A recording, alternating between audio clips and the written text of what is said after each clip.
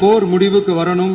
நம்ம தொப்புள் கொடிய உறவுகளான ஈழத் தமிழர்களுக்கு பாதுகாப்பான நிம்மதியான ஒரு வாழ்வு கிடைக்கணும்னு அன்னைக்கே கோரிக்கை வச்சோம்.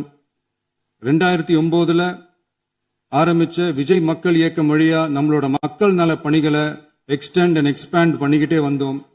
கல்விக்கு துணையா இருந்தோம், சோசியல் சர்வீஸ் செஞ்சோம், வெள்ள நிவாரணத்துல துணையா இருந்தோம், கொரோனா காலத்துல மக்களுக்கு தோள் கொடுத்தோம். விலையில்லா விருந்தகம், குருதியகம், முட்டைப்பால் ரொட்டி திட்டம், விழியகம், பயிலகம், நூலகம், இப்படி பல வழியில மக்களுக்கு துணையா இருந்தோம். அப்புறம் நம்மளோட திரைப்படங்கள்ல நம்மளால முடிஞ்ச வரைக்கும் ஊழல் எதிர்ப்ப சொன்னோம், சமூக நீதியை சொன்னோம், கல்வியை பத்தி சொன்னோம், அரசியலை பத்தி சொன்னோம். அரசியலை பத்தி பேசுனதுனால நம்ம படங்கள் சந்திச்ச இதுவரைக்கும் சந்திக்கிற பிரச்சனையை பத்தி எல்லாருக்குமே தெரிஞ்சதுதான். இது மட்டும் இல்லாம 2011 நாகப்பட்டினத்துல மீனவர் பிரச்சனைகளுக்கு ஆதரவா ஒரு பெரிய பொதுக்கூட்டம் நடத்தினோம். மீனவர்கள் மீதான தாக்குதலை கண்டிச்சு பேசி அதுல நம்மளோட எதிர்ப்பை பதிவு செஞ்சோம். 2017 ஜல்லிக்கட்டு போராட்டத்துல தமிழர் பண்பாட்டு உரிமைக்கான நம்மளோட ஆதரவை தெரிவிச்சோம்.